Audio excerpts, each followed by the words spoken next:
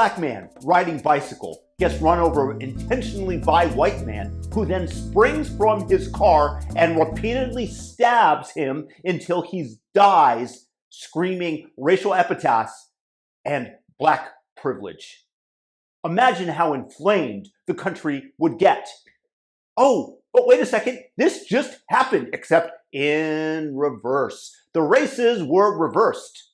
It was a black man who ran over intentionally a white man, then stabbed him multiple times with a knife, killing him, screaming white privilege, and other derogatory racial epithets.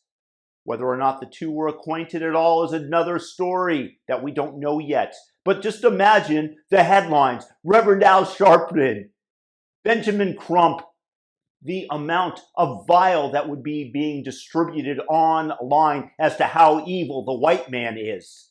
But you, all those people that repeatedly stated such, that repeatedly said that critical race theory must be taught in schools, that black people are the victim, allow for this psychosis to take place, which gives the excuse for this black man to commit this heinous crime. You have activated the psychotics and given them an excuse to do so. And in doing so, we were so close to race being a non-issue. I'm not saying that we were fully there, but as a basketball player who plays mostly with black guys in the past, there was little to no racial animus ever exhibited on the court. It was just what you could do, whether or not you could dribble, shoot, pass properly, play D. That was what was important. And after the game, it's not even mentioned. Race. That's what I was experiencing. And now, every time that there is a shooting, the immediate thing is to jump to white supremacists did it.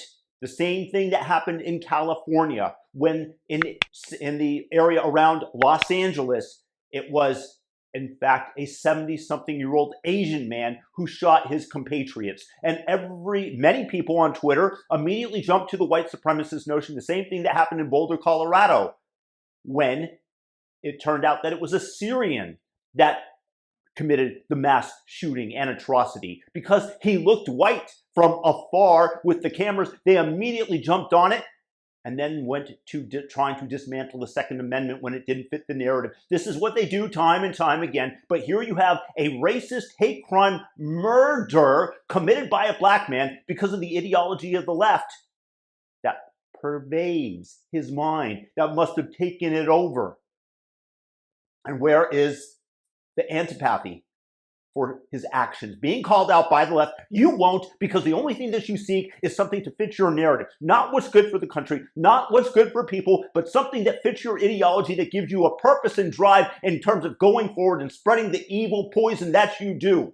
This is what is going on in America today, and it is so pervasive that I'm surprised that this isn't a more common occurrence. And yes, you can point out to the fact that this man was crazy, but this is the state of racial relations that you have brought our country to. The whole Black Lives Matter movement, framing the fact that blacks are so mistreated in our country. I'm going to tell you something. I would rather be black today in America. There is such a thing as black privilege. Easier to get a job. Everybody wants to hire you because they have to meet the diversity, inclusion, and equity quotas. Easier to get into school. Would you rather put down that you're black? I identify as black because I want my part of reparations that San Francisco is proposing, giving $5 million away because of somebody's color of skin and the perceived injustices that historically they might have gone through. You want to try to outdo Jewish people, blacks? Huh? You want to say that you were more mistreated by the populations of the world than the Jewish people? I think not. 1940s, the Jewish people were attempted to be exterminated, and then many people still advocate for such a thing. But you guys want the pinnacle of victimhood.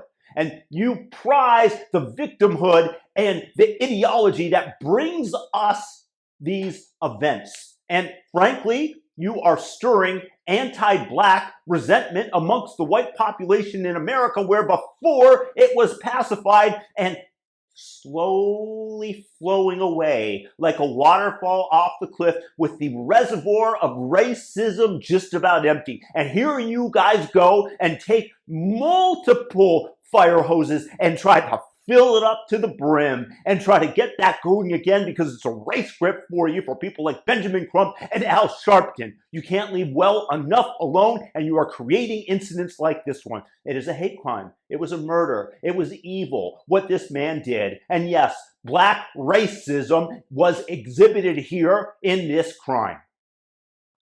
I'd love to be able to simmer down, but as you continue to pour fuel onto the fire, water into the reservoir of hatred, which you wish to profit off of, I have nothing but contempt for such people.